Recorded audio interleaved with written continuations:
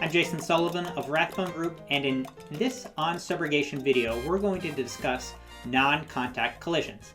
An example would be when your insured is driving straight down the road and approaching an intersection. There's another vehicle oncoming that then makes a left turn right in front of your insured. Your insured swerves to avoid this vehicle and succeeds, but unfortunately, they hit another vehicle or object, causing damages to the vehicle. It lands on your desk as a subrogation claim because the other party won't pay, claiming that this was a no-contact collision and they're not at fault. Where to start with these cases is look at what duty each vehicle driver has in this case. The vehicle that's oncoming towards your insured, let's say it's an intersection governed by a stoplight, no left turn or right turn lights, just straight green light. As they approach, they would have a duty, if they're going to make a left-hand turn, to make sure they're only proceeding on green and also making sure that it's clear for them to turn across the oncoming lanes of traffic. If it's not, it would be negligence for them to continue to proceed. Your insured, as they're traveling towards the intersection, would have that same duty to make sure they only proceed through the light when it's green and to keep a proper lookout for other vehicles.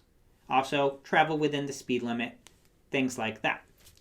Knowing which party's duty they have, then it's important to look at what the jurisdiction has in terms of comparative fault or contributory fault. If you have questions on comparative fault, either pure or modified comparative fault or contributory fault, we have an entire on subrogation video series on these topics. If it's a pure comparative state, that means that you can recover even if you are at fault. It doesn't matter the percentage, just your damages are going to be reduced by your percentage of fault.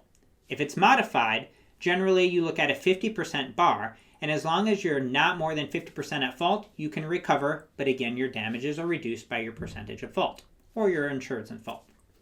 If it is a contributory fault state, if there's any percentage of fault on your insured, then there's not going to be any recovery at all. So, knowing that whatever jurisdiction you're in, and then you go back to the duties that each driver has as they were approaching that intersection, then you can get a good grasp of how likely is it that somebody would find some fault on our insured? Were they traveling a little bit too fast and did not allow themselves sufficient time to stop when a case like this was presented? Or were they distracted on their phone or something else that prevented them from seeing the other vehicle that would have allowed them to react in a more reasoned manner and avoid any collision altogether? Or was your insured completely not at fault and this vehicle just made the imprudent decision to turn right in front of them, and that is the sole cause of the collision, or most of the cause of the collision? Assessing all of these things, especially listening closely to what your insured says about what happened for the collision, can then give you evidence or ammunition to then argue that there is no fault, or if there's any fault, it's only slight, which would still allow you to recover in a comparative fault situation. For On Subrogation, I'm Jason Sullivan. If you have any video topics you'd like to see addressed in this video series, please email us at video@rathbonegroup.com. For On Subrogation, that's the long and short of it.